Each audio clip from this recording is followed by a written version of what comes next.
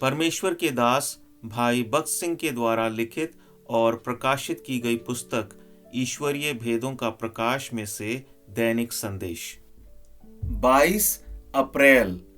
मनुष्यों की आज्ञा से बढ़कर परमेश्वर की आज्ञा का पालन करना ही हमारा कर्तव्य है।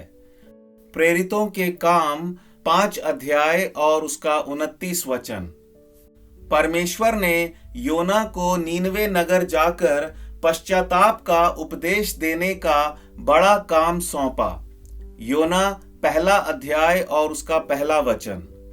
परमेश्वर के सहकर्मी बनना यह सच में एक बड़ा मान है, परंतु परमेश्वर योना को कैसा बड़ा मान और बड़ा अधिकार दे रहा था उसे वह समझा नहीं।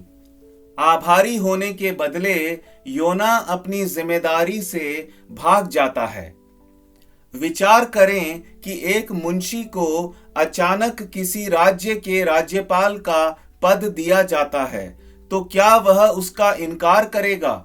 नहीं, आनंद से और आभार पूर्वक वह उसे स्वीकार करेगा। फिर भी परमेश्वर के द्वारा दिए गए सम्मान पूर्वक काम से जैसे योना भागा, वैसे ही अधिकांश युवक तुच्छ सांसारिक लाभ या मौज मस्ती की खातिर परमेश्वर की आज्ञा से दूर भाग जाते हैं। उस समय योना किस कारण से भाग गया, इसका सही कारण हम जानते नहीं। शायद उसने ऐसा विचार किया होगा कि लोग उस पर भरोसा नहीं रखेंगे। शायद दूसरे लोग उसे गलत सलाह देते होंगे।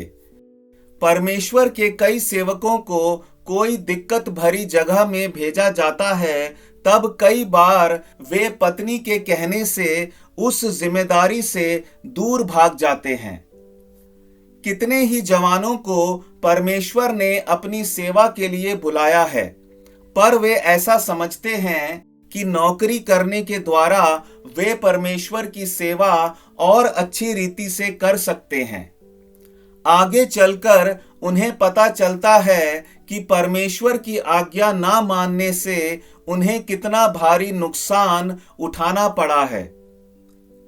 परमेश्वर ने योना को बुलवाकर आज्ञा दी थी कि वह नीनवे जाकर लोगों को मन फिराने का उपदेश दे। योना के 1 अध्याय और उसके 9 वचन में वह कहता है कि वह परमेश्वर का दास था, फिर भी वह परमेश्वर की आज्ञा की अवहेलना करके भाग गया। जिनको परमेश्वर का गहरा अनुभव नहीं होता, वे परमेश्वर क्या कहता है उसे समझने में विफल हो जाते हैं और उसकी आज्ञा को पूरी तरह मानते नहीं हैं। प्रभु आपको बहुतायत से आशीष दे।